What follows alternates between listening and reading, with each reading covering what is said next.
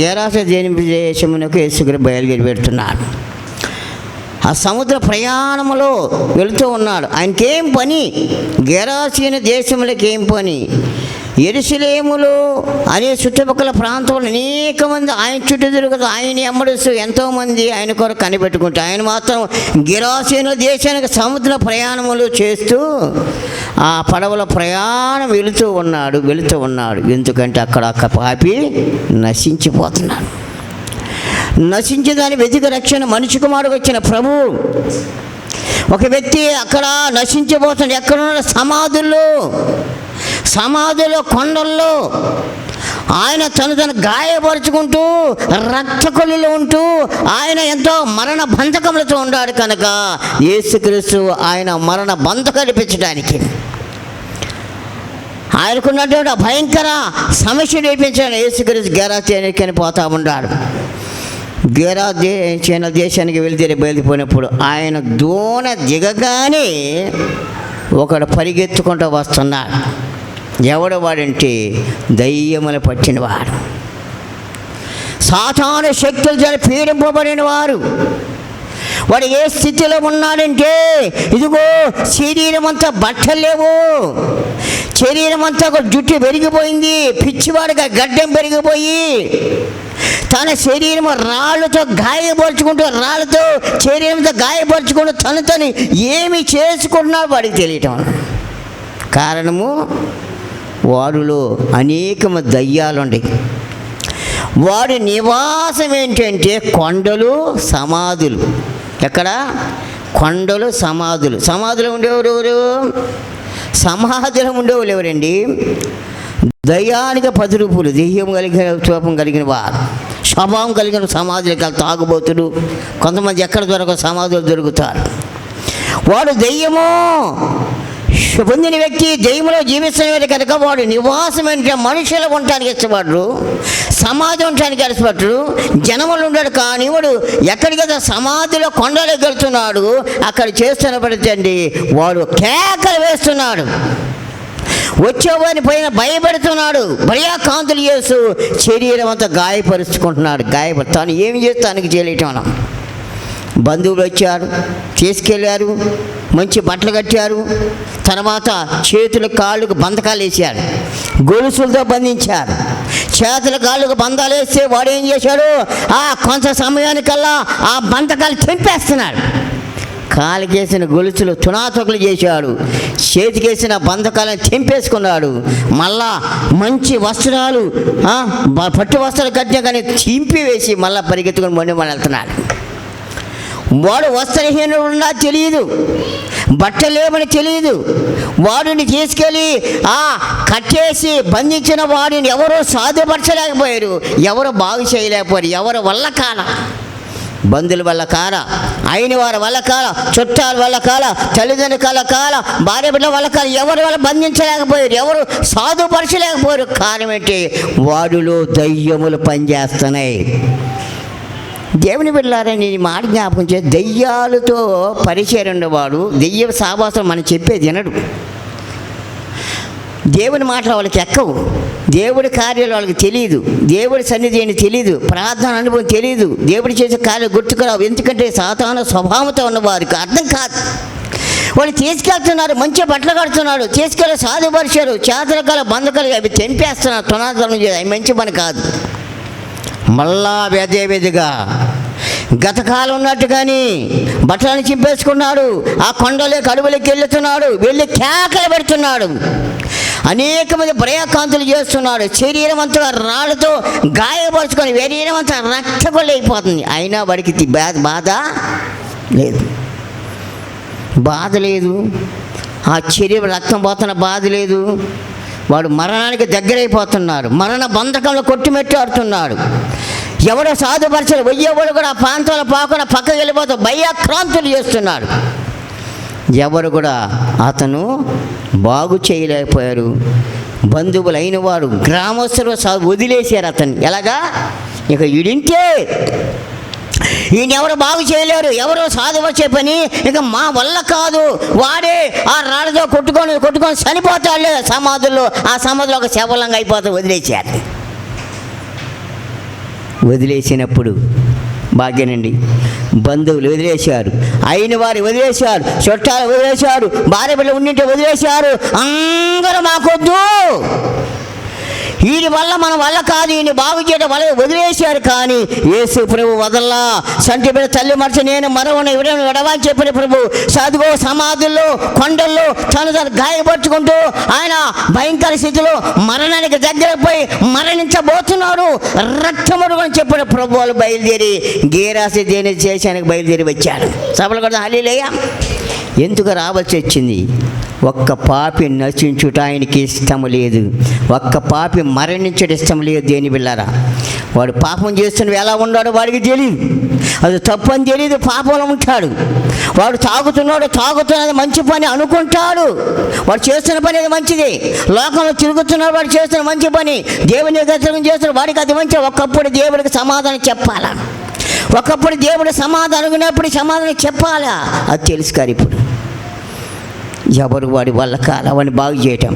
అప్పుడు ప్రభువారు ఆ సముద్రములో దేవుని బిళ్ళారా పడవలో ప్రయాణం చేసి అలాగని గేరాసేన దేశంలో ఆయన పడవలాగా దిగాడు. దిగాని సమాధులు ఎవరు సాధుపరచలేకపోయారు, ఎవరు బాగు చేయలేకపోయారు, ఎవరిని మన క్రమశిక్షణ పెట్టలేదు. కానీ యేసు ప్రభు దోణి దిగగానే వాడికి శ్రమలు పట్టింది. అక్కడ గడగడ వణికిపోతున్నాడు, పరిగెత్తుకుంటూ వచ్చాడు. యేసు ప్రభు పాదాలు పడి సాష్టాంగపడ్డాడు. సభలు కొడదామా? హల్లెలూయా. ఎవడు వాడు? దయ్యాలు పట్టినవాడు, జనాన్ని భయపెట్టినవాడు, కుటుంబాన్ని భయపెట్టినవాడు, కుటుంబాన్ని బాధపరిచినవాడు. ఇక్కడ యేసు ప్రభు దిగాడు. పడవ దిగగానే దోణి దిగగానే సమాధిలో ఉన్నవాడు ఎవరు చెప్పాలా?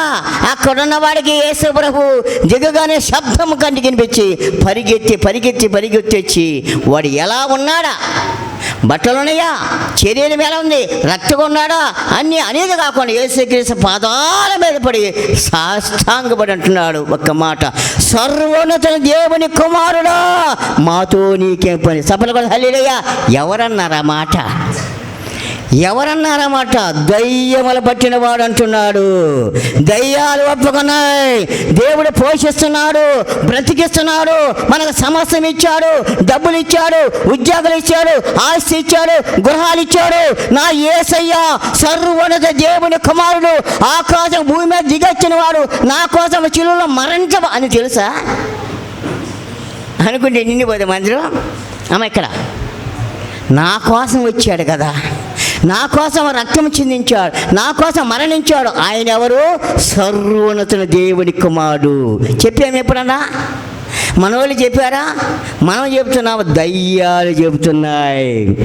దయ్యాల పట్టినవాడు, సమాధిలో రాళ్ళతో గాయపరుచుకున్నవాడు, తన శరీరం గాయపరుచుకున్నవాడు పరిగెత్తుకొని వచ్చి యేసుక్రీస్తు ఎవరని చెప్తున్నాడు? సర్వోన్నతుల దేవుని కుమారుడు. ఎవరంట ఆయన? ఎవరు ఒప్పుకున్నారు? దయ్యాలు ఒప్పుకున్నాయి.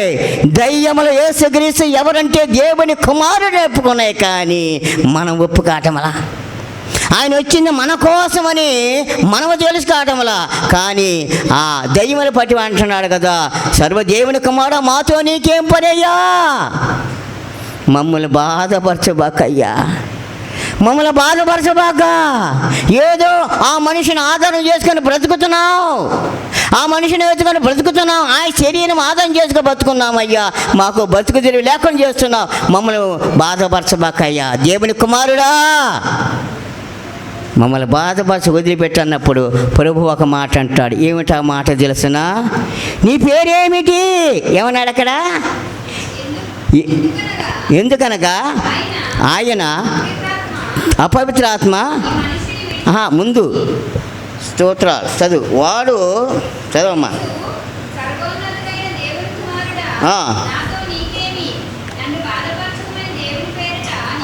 ఆనబెడుతున్నా నిన్ను, కేకలు వేసాను. ఎందుకనగా ఆయన అపవిత్రాత్మ వాడు చెప్పాను. మరియు ఆయన నీ పేరేమని వాడిని అడుగా, వాడు నా పేరు వచ్చేన. హల్లెలూయా చెప్పండి. హల్లెలూయా. ఎందుకని పేరు చెప్తున్నాడు? దయ్యాల పేర్లు చెబుతీ తెలుసుకుని ఇక్కడ యేసుక్రీస్తు అన్నాడు, ఇదిగో నీ పేరేమిటి, అసలు నీవెవరు, నువ్వు ఎక్కడి నుంచి వచ్చావు, ఈ మనిషిలో ఉన్నావు, అసలు ఎవరు, నీ పేరేంటి? ఆ దయ్యాలు చెబుతున్నాడు, నా పేరు సేన. ఎవరిని? సేన. అంటే మేము చాలామంది ఉన్నాం, చాలామంది ఉన్నాం, అనేక మంది ఆ మనిషిని ఆధారం చేసుకుని బ్రతుకుతున్నామయ్యా. అనేక మంది కలిసి ఒక గుంపుగా వచ్చి మనుషులు ఉన్నాం, మేము ఆధారపడినాం కాబట్టి మమ్మల్ని బాధపరచబాకయ్యా. దేవుని కుమారుడా, బతిమలాడుకుంటున్న దయ్యాలు యేసుక్రీస్తు దగ్గర బతిమలాడుకుంటున్నాయి, గోజారుకున్నాయి, సాగిల పడ్డి పోయి నమస్కరించి ప్రభు దగ్గర విజ్ఞాపం చేస్తున్న దయ్యాలు. మనం ఎప్పుడన్నా ప్రభు దగ్గరకు వచ్చి నా యేసుక్రీస్తు దేవుని కుమారుడు సాగిలపడి ఆయన శైలిలో మరపెట్టి జ్ఞాపన చేయగలుగుతున్నావా? నా యేసయ్య గొప్ప దేవుడు, ఆకాశం రాశిని కూర్చున్న దేవుడు, దేవతలో కొనియాడబడిన దేవుడు భూలోకానికి వచ్చాడు నా కోసం ప్రభు అని చెప్పగలుగుతున్నావా? దయ్యాలు ప్రభువుని ఒప్పుకుంటున్నాయి, దేని బిడ్డ దేవుని కుమారుడని. నీ పేరేమిటి అన్నప్పుడు అవి వెంటనే క్షణానగా చాలామంది అయ్యా అన్నప్పుడు ప్రభు అంటాడు, ఈ మనిషిని విడిచి పొమ్మన్నాడు. అన్న తర్వాత నీ పేరు శాన. అప్పుడు అవి ఏమన్నాయి చదువు అక్కడ, అవి ఏమని అడిగినాయి, మళ్ళా ఏమడిగినాయి దెయ్యాలు? మేము అనేకులము అని చెప్పి మమ్మును ఆ దేశములో నుండి తోలివేయొద్దని ఆయన మిగుల బతిమలాడుకొనెను. అక్కడ కొండ దగ్గర పందుల పెద్ద మంద మేసుండెను కనుక ఆ పందుల్లో ప్రవేశించినట్లు మమ్మును వాటి యొద్దకు పంపుమని ఆ దెయ్యములు ఆయనను బతిమలాడుకొనెను. యేసు వాటికి చెలవీగా ఆ అపవిత్ర ఆత్మలు వానిని విడిచి పందులో ప్రవేశింపగా ఇంచుమించు 2000 సంఖ్య గల ఆ మంద ప్రవాతం వెళ్ళి సముద్రంలో పడి ఒడిగా పరిగెత్తి సముద్రంలో పడి ఊపిరిగా చచ్చిపోయిను. సపట కూడా హల్లెలూయా. యేసుక్రీస్తు ఏమన్నాడు?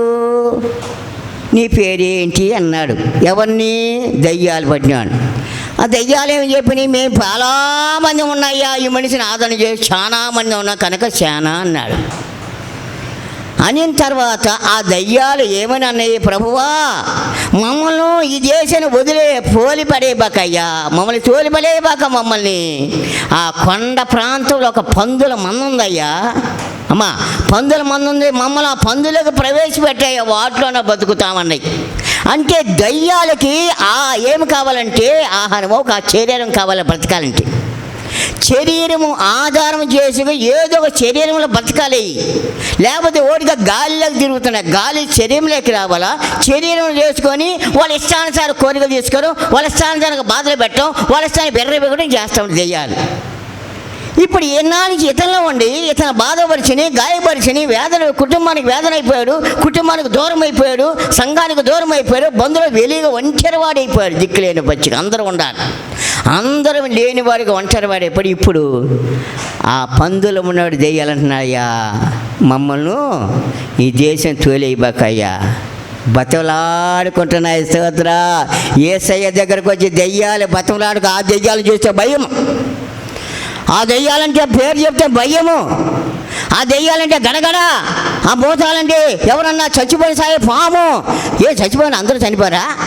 ఇటు చచ్చిపోయి ఇటు తిరిగిపోదు. నాకు తెలుసు ఒక ఆమె ఉంది, ఈ రోడ్లో కన్నా శవం ఉన్నట్టు పోదు, మైలు దూరం పోద్దాం. చచ్చిపోయిన ఎప్పుడో ఉన్నాడా? దేవుని పిల్లలు జ్ఞాపకం చేస్తున్నాను. ఈ దయ్యాలు సైతం యేసు ప్రభు దగ్గరికి వచ్చి గడగడగడగడగడలాడిస్తున్నాయి. దేవుడు గడగలాడుతున్నాయి, ఆయన దగ్గర వచ్చి బతమలాడుకున్నాయి. మమ్మల్ని అయ్యా మాకు సహాయం చెయ్యి, మమ్మల్ని తోలేబాక ఆ పందులో ప్రవేశపెట్టి ప్రభువా అని అడిగినప్పుడు యేసుక్రీస్తు అటు చూస్తే సుమారు 2000 సంఖ్య గల పందులు. ఎన్ని పందులు ఉన్నాయి అక్కడ? ఎలాగా 2000 పందులు ఉన్నాయి ఆ నది ప్రాంతంలో. ఎప్పుడైతే యేసుక్రీస్తు ఈ గెరాసేన సమాధిలో ఉన్న వాళ్ళ దెయ్యాలను ఆజ్ఞాపించాడు, మీరు వెళ్ళి ఆ పందులకు ప్రవేశించండి అన్నాడు. ఏమన్నాడు? ఈ దెయ్యాలకు ఆటిచ్చాడు. ఎన్నాళ్ళ నుంచి ఈయనలో ఉండి ఇప్పుడు యేసు ప్రభు ఆటిచ్చాం కానీ ఆటేయగానే పరిగెత్తుకుండా ఆ పందులకు జ్వరపడి అంట దెయ్యాలని. ఎప్పుడైతే దెయ్యాల్లో పోయి పందులు జ్వరపడియో ఆ పందులు పరిగెత్తడం మొదలుపెట్టండి. ఎందుకని చెప్పండి? కంట్రోల్ పెట్టలేక దెయ్యాలు ఉండే వాళ్ళు. ఇప్పుడు ఎన్నాళ్ళ నుంచి వీళ్ళు దెయ్యాలు ఉండే కానీ ఇటు కంట్రోల్ పెట్టలేకపోయాడు. ఈయన ఎవరు కూడా సాధుపరచరు, ఎవరు కూడా దాన్ని కాపాడుకోలేకపోయాడు. కాబట్టి ఈ దెయ్యాలు ఇతర నుంచి ఆ పందులు కంట్రోల్ చేయలేకపోయాడు, పందుల కాపరి కంట్రోల్ చేయలేకపోయాడు, ఎవరు కూడా వాడిని సాధుపరచలేకపోయాడు.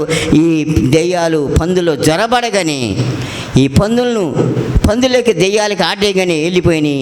ఈ పందులు పరిగెత్తుకుండా ఒడిగా పరిగెత్తి స్పీడ్గా పరిగెత్తి వెళ్ళి ఆ సముద్రములో పడి ఊపిరిగా చచ్చిపోయింది. ఎందుకు సముద్రం పోయినంటే ఇప్పుడు వాటిలో దెయ్యాలండి. ఎన్ని పందులు ఉన్నాయి అక్కడ? 2000 పందులు ఇంచుమించు అక్కడ ఉన్నాయంట, ఒక మంద. ఇప్పుడు ఎన్ని పందులు వెళ్ళి సముద్రం పడి చచ్చినాయి? బాగా మొత్తం ఎన్ని? 2000 పందులు. ఇప్పుడు ఇన్నాళ్ళు వీళ్ళు ఎన్ని దెయ్యాలండి? సపలు కూడా హల్లెలూయా. 2000 దయ్యములు ఇతరుల్లో ఉండి ప్రభావం చూపిస్తున్నా కనుక వాడు ఎవడు సాధపరచలేకపోడు, ఎవడు వాడు కంట్రోల్ చేయబడు, చిన్న కుటుంబం కంట్రోల్ చేయబడు, ఎవరు కూడా ఊరే వాడిని బాగు చేయలేపాడు. కానీ యేసయ్య రాగానే ఆ దెయ్యాలు పారిపోయినాయి. యేసయ్య ముందు శక్తి నిలబడదు, ఏ దయ్యముల శక్తి, ఏ ప్రభావ శక్తి నిలబడదు. పరిగెత్తుతున్న యేసయ్య చెప్పగానే పందుల్లోకి వెళ్ళి పందులు దయ్యాలతో నింపబడి పరిగెళ్ళింది. సముద్రపడి ఊపిరి తిరగా 2000 దెయ్యాలు చనిపోయింది. అంటే అర్థం ఏమిటంటే ఇందాక నుంచి ఇతనిలో గతకాలం 2000 దెయ్యాలు ఇతనిలో ఉండే కనుక ఇతను ఎవడు కంట్రోల్ చేయబడి ఎవడు అంటే ఈ ఒక్కడి శరీరం ఆధారం చేసుకొని 2000 దెయ్యాలు బ్రతుకుతున్నాయి. 2000 అనేక మందిలో కూడా దేని బిడ్డ ఈ లోకంలో కూడా కొన్ని దెయ్యాలు ఏం దయ్యవాడు అట్టినాడు ఇటున్నాడు ఇక్కడ దెయ్యాలు పనిచేస్తున్నాయి, వాడుకుంటున్నాయి, చర్యను ఆధారం చేసుకుని వాడుకుంటాయి. కనుకనే దేని బిళ్ళరా ఏది వాడుకున్నా ఏ దేవుడికి యేసయ్య ముందు ఏ దెయ్యం నిలబడదు. వచ్చి ఆగిపో అంటే ప్రభు చెప్పగానే ఆగిపోవాలి, పో అంటే పరిగెత్తుతాయి. కానీ దేవుని దగ్గర రావటానికి బాధ, రాలేరు, భయం. కనుకనే ఇతను ఎప్పుడైతే యేసుక్రీస్తు వాటికి ఆజ్ఞాపించాడో ఆ పందులన్నీ వెళ్ళి సముద్రం పడగానే ఇప్పుడు ఏం చేశాడు? ఇతను వచ్చి కూర్చో చదువు అక్కడ. ఇతను ఏం చేస్తాడు? పందులు పోయి సముద్రం పడిన తర్వాత ఆ పందులు మేపుతున్నవారు పట్టణం తెలియజేసిరి.